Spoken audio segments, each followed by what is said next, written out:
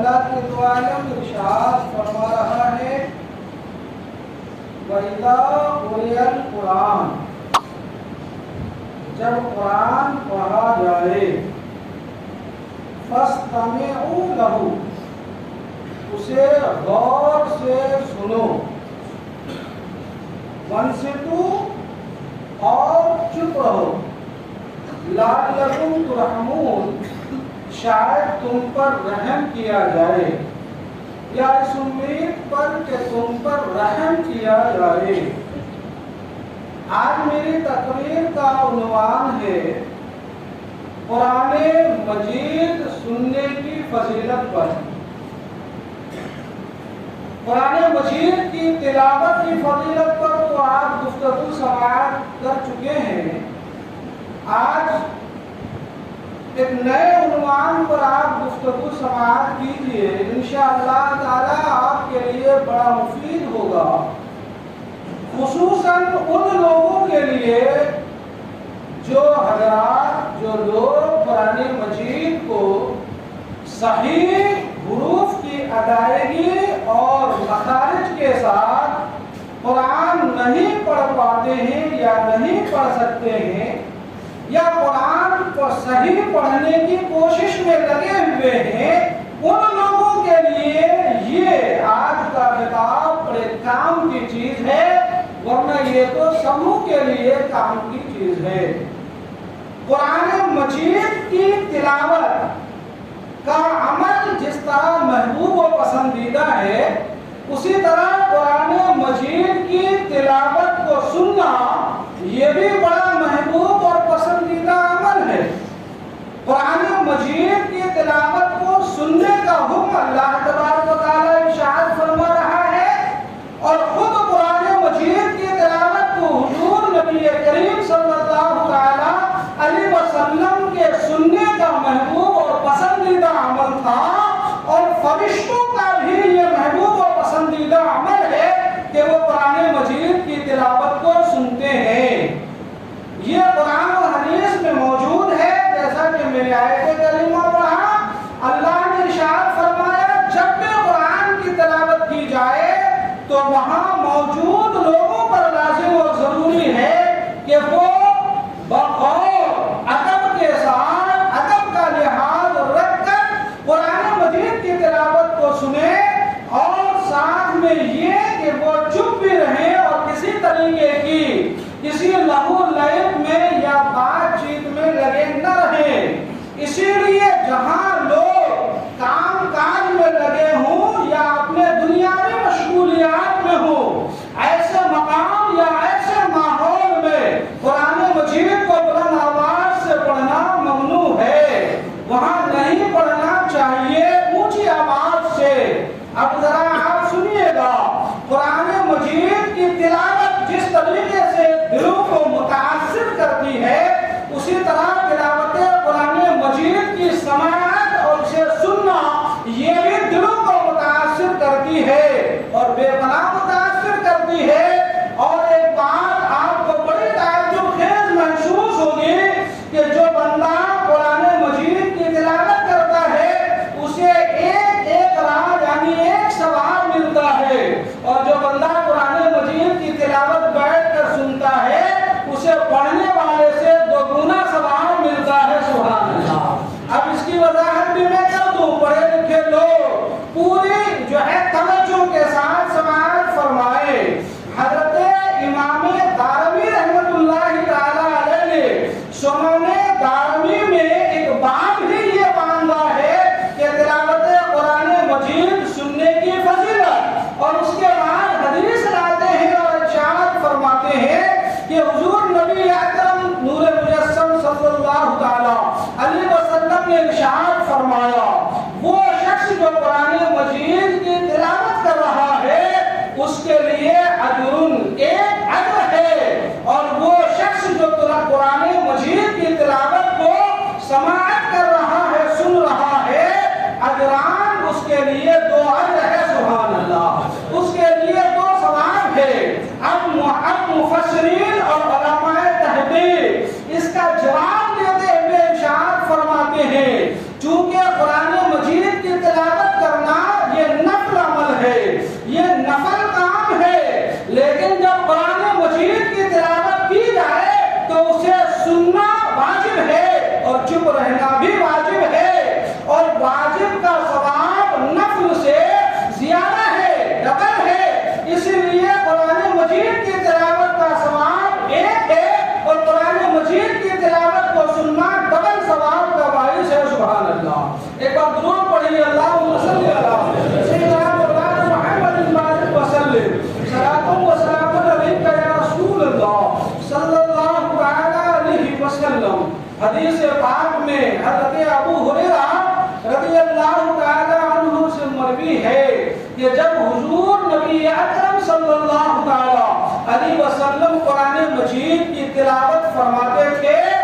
اللہ تبارک و تعالیٰ اپنی شان کے مطابق توجہ کے ساتھ حضور کی تلاوت قرآن کو سماعت فرماتا ہے. سبحان اللہ. اس سے زیادہ یعنی تلاوت قرآن کی آواز سے زیادہ اللہ کے نزدیک کوئی محبوب آواز ہی نہیں ہے. تلاوت قرآن کی آواز سے زیادہ پسندیدہ آواز رب کے نزدیک کوئی آواز نہیں ہے.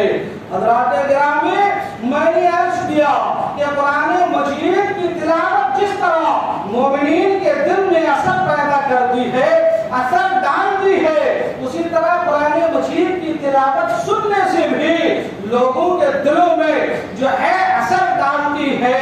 قرآن مجید کتاب ہدایت ہے، قرآن مجید کتاب مبین ہے، قرآن مجید مومنین کے لیے سراپا شفا ہے، قرآن مجید مومنین کے لیے سراپا رحمت ہے.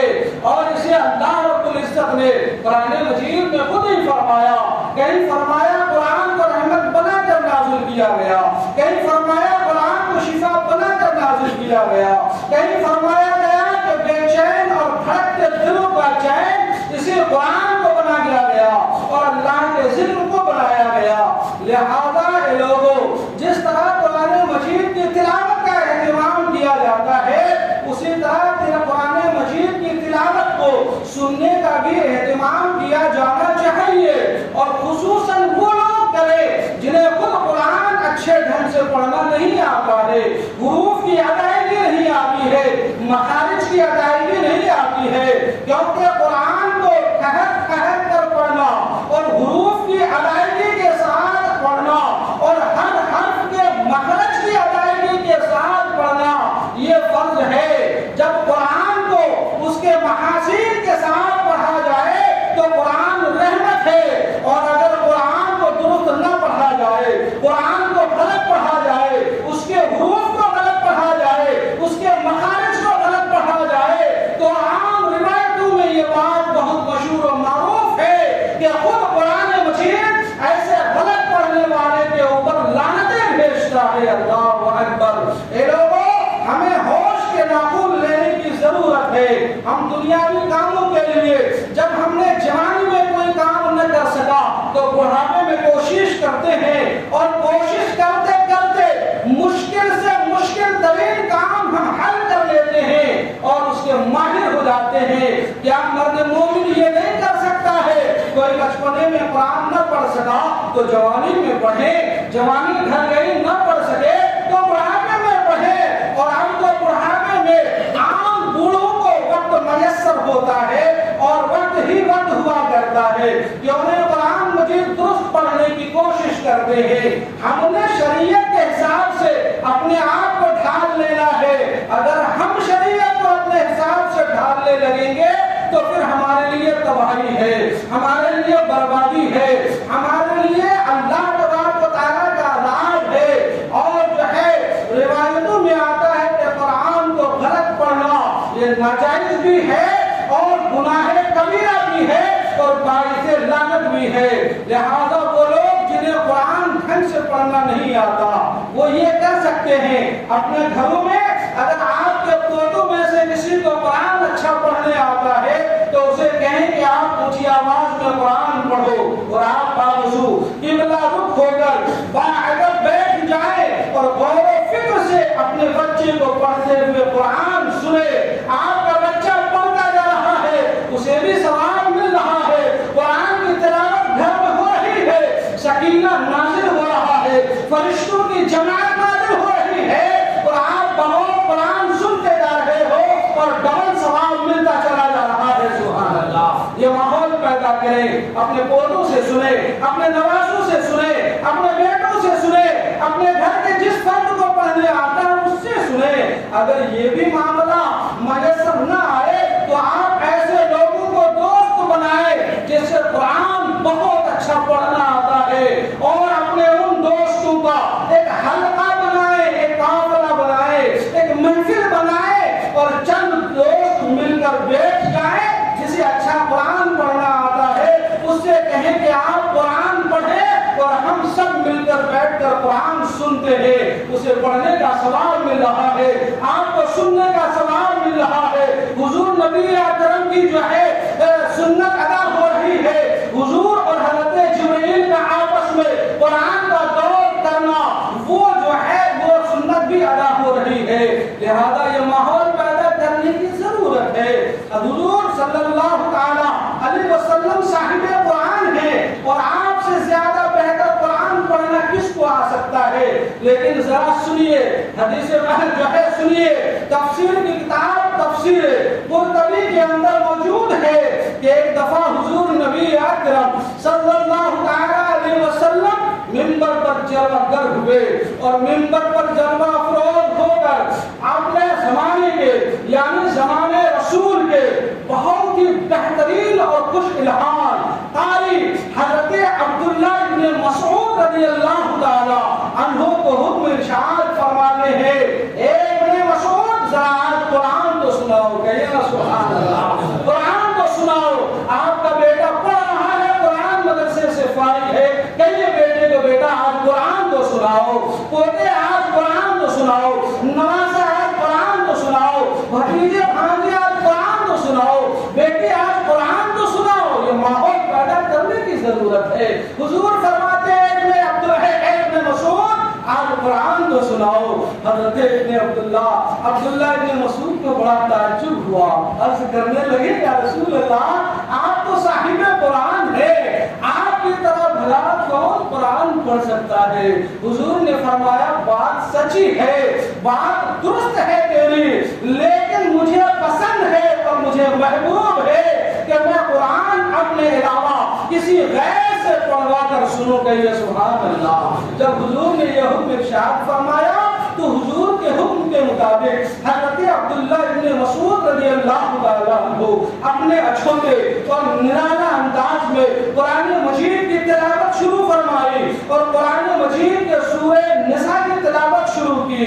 सूरह निसा की तिलावत करते हुए जब आप इस हुक्म पर पहुंचे जिसमें अल्लाह रब्बुल इज्जत ने ये हुक्म इरशाद फरमाया है, भला वो वक्त कैसा होगा जब सारे अंबिया अपनी अपनी उम्मत के लोगों के नेक और बुरे अमल पर गवाह होंगे और हुजूर सल्लल्लाहु ताला अलैहि वसल्लम इंसानों पर गवाह होंगे। सुभान अल्लाह। रावी कहते हैं जब ये आयत करीमा तिलावत हुई तो हुजूर को अपनी उम्मत के गुनहगार लोग याद आ गए और हुजूर की आंखों से आंसू की झड़ियां लग गई और हुजूर के चश्माने मुबारक से आंसू के कतरे टपकने लगे और उसकी आंखें हुजूर को तिलावत सुनने की ताब न हुई और तिलावत बंद हो गई। देखा ये हुजूर सल्लल्लाहु ताला अलैहि वसल्लम की खुद सुन्नत मुबारका है कि हुजूर कुरान पढ़वा कर सुना करते थे। मैंने कहा ये हुजूर का भी महबूब अमल है और ये फरिश्तों का भी महबूब अमल है। इस पर भी एक हदीस सुन लीजिए और ये सारी हदीसें अपने कल्बो जिगर के साथ पत्थर की लकीर की तरह बांध लीजिए तो आपको मौत की शाम तक काम आने वाली चीजें हैं। अल्लाहु अकबर। हज़रत उसैद इब्न हुज़ैर रज़ियल्लाहु ताला अन्हु आपने सुना होगा, ये वो खुशनसीब सहाबी हज़रत उसैद इब्न हुज़ैर रज़ियल्लाहु ताला अन्हु है। एक मर्तबा याद आ गई तो सुना दो। एक मर्तबा हुजूर की बारगाह में इशा से पहले हाजिर हुए, इशा से पहले भी हुजूर की महफिल में बैठे रहे और इशा की नमाज के बाद भी हुजूर की महफिल में बैठ गए। हुजूर सुनाते जाते, ये सहाबा सुनते जाते। हुजूर की महफिल में देर हो गई, रात काफी हो गई। जब रात में अंधेरा छाया और सन्नाटा छाया तो हज़रत उसैद इब्न हुज़ैर अपने घर जाने लगे तो अंधेरा काफी था, अंधेरा काफी था। तो हुजूर अलैहिस्सलाम ने हज़रत हुज़ैर की लाठी पर अपना दस्ते अनवर लगा दिया। दस्ते अनवर लगाना था जनाबे आले। जब हुज़ैर इब्न उसैर आगे चलने लगे तो आपकी लाठी इस तरह चमकने लगी कि गोया कोई लाइट जल रही है। सुभान अल्लाह। और उसी रोशनी में आप घर पहुंच गए। वो हदीस लंबी है, मेरे मौजू से मुताल्लिक नहीं, आपको मैं इधर ले आता हूँ। यही उसैद इब्न हुज़ैर कहते हैं रात का समा था, रात के वक्त में मेरे करीब में मेरे घोड़े बंधे हुए थे और मैं करीब में बैठकर तिलावत कुरान करने लगा। تلاوت قرآن اونچی آواز سے کرنے لگا تو کچھ ہی وقت گزرا، کچھ ہی لمحہ گزرا کہ میرا گھوڑا پھٹکنے لگا، اچھلنے لگا، کودنے لگا۔ جب گھوڑا پھٹکنے لگا، اچھلنے لگا، کودنے لگا تو مجھے خوف سا محسوس ہوا۔ میں نے تلاوت قرآن موقوف کی، اپنے گھوڑے کا جائزہ لیا۔ جب تلاوت قرآن موقوف کر دیا تو گھوڑے کو بھی آرام آ گیا، مطمئن ہو گیا، اور پھر تلاوت قرآن کرنے لگا تو گھوڑا پھر اچھلنے کودنے لگا۔ جب صبح ہوئی تو یہ واقعہ جناب محمد رسول اللہ صلی اللہ علیہ وسلم کی بارگاہ میں عرض کیا، یا رسول اللہ یہ معاملہ رات کو درپیش آیا تو میرے حضور نے ارشاد فرمایا، اے حسین ابن حسین، جب تم قرآن کی تلاوت کر رہے تھے تو تمہارے اوپر اللہ کی طرف سے سکینہ نازل ہو رہا تھا۔ سبحان اللہ، سکینہ نازل ہو رہا تھا۔ جب محدثین کی شرح حدیث کو تنگالا گیا تو پتہ لگا کہ سکینہ کی تفسیر میں اور اس کی جو ہے وضاحت میں لکھتے ہیں کہ یہ فرشتوں کی ایک جماعت ہے، جہاں زمین پر قرآن کی تلاوت ہوتی ہے یہ فرشتوں کی جماعت اس قرآن کی تلاوت کرنے والی محفل اور تلاوت کرنے والے پر نازل ہو جاتی ہے۔ سبحان اللہ، اور بادل کی طرح ان کے سروں پر چھا جاتے ہیں۔ آپ قرآن، تلاوت قرآن اور تلاوت قرآن سننے کی محفلیں سجانے کا جو ہے انداز جو ہے یہ اپنانا شروع کرے۔ تلاوت قرآن جس طرح مؤثر ہے دل پر، اسی طرح تلاوت قرآن کی سماعت یہ بھی مؤثر ہے دلوں پر۔ آئیے میں اور آپ کو احادیث کریمہ سناؤں۔ اللہ اکبر۔ حضرت جبیر ابن مطعم رضی اللہ تعالی عنہ مشہور صحابی ہیں، آپ خود فرماتے ہیں کہ ابھی میں نے ایمان قبول نہیں کیا تھا، میں نے ایمان قبول نہیں کیا تھا۔ ایک مرتبہ جنگ بدر میں جو لوگ قید ہو گئے تھے، بدری قیدیوں کے متعلق سے گفتگو کرنے کے لیے میں حضور صلی اللہ علیہ وسلم کے پاس مدینہ منورہ پہنچا۔ سنیے گا، مدینہ منورہ پہنچا، باتیں ہیں ابھی ایمان نہیں قبول کیا تھا، میں مدینہ منورہ پہنچا تو جناب عالی مغرب کا وقت تھا، مغرب کی نماز ہو رہی تھی اور حضور علیہ السلام مغرب کی نماز میں سورہ طور کی جو ہے تلاوت فرما رہے تھے، اور حضور کے تلاوت کی آواز مسجد سے باہر آ رہی تھی۔ میں بڑی حیرانی سے سننے لگا، بڑی حیرانی سے سننے لگا، کیا مسعود کن آواز تھی، کیا تلاوت کی چاشنی تھی، کیا کلام الہی کے معجزے تھے۔ میں سننے لگا، جب حضور اس آیت کریمہ کی تلاوت تک پہنچے، اِنَّا عَذَابَ رَبَّكَ لَوَاقِعٌ مَا لَهُ مِن دَافِعٍ، تمہارے رب کا عذاب بے شک بیمانوں کو پہنچنے والا ہے اور اس کو دفع کرنے والا، دور کرنے والا کوئی نہیں ہے۔ جو ہی میں نے اس آیت کریمہ کی تلاوت سنے، میرے دل پر اس قدر اثر ہوا، میرا دل اس قدر متاثر ہوا، سوچو گویا خوف الہی اور خوف عذاب الہی سے میرا کلیجہ پھٹنے لگا اور میرا سینہ پھٹنے لگا۔ میں فوراً بارگاہ رسالت معاد میں حاضر ہوا اور اسلام قبول کر لیا۔ سبحان اللہ، یہ قرآن مجید کی تلاوت کی جو ہے تلاوت کا اثر ہے مسلمانوں۔ جب قرآن مجید پڑھا جائے، غور سے سنا جائے اور چپ رہا جائے، پھر اس کا اثر آپ دلوں میں دیکھیے کتنا اثر ہوتا ہے۔ وقت ہے ایک منٹ میں آپ کو ایک حدیث اور سنا دوں، ایک بار درود پڑھیے، اللہم صلی علی سیدنا مولانا محمد بارک وسلم، صلاۃ و سلام علیک یا رسول اللہ صلی اللہ علیہ وسلم۔ ابھی حضور ہجرت کر کے مدینہ نہیں آئے تھے، کچھ لوگوں کو حضور کے حکم اور ارائے ہوئے اشارے سے کچھ لوگ ہجرت کر کے ملک حبشہ چلے گئے تھے۔ تاریخ یاد کیجیے، ملک حبشہ گئے اور وہاں جا کر کے شاہ حبشہ نجاشی کے پاس جو ہے رہنے لگے۔ کچھ ہی دن بعد جب حضور ہجرت کر کے مدینہ آ گئے، سن 7 ہجری میں وہ مہاجرین حبشہ نے شاہ حبشہ یعنی نجاشی سے اجازت چاہے کہ ہم لوگ مدینہ چلے جاتے ہیں۔ ٹھیک ہے، مدینہ چلے جاؤ، وہ تو نصرانی تھا نا۔ 70 نصرانیوں کا قافلہ ان صحابہ کی حفاظت میں دستہ بنا کر حضور کے پاس بھیجا۔ جب وہ 70 نصرانیوں کا قافلہ صحابہ کے ساتھ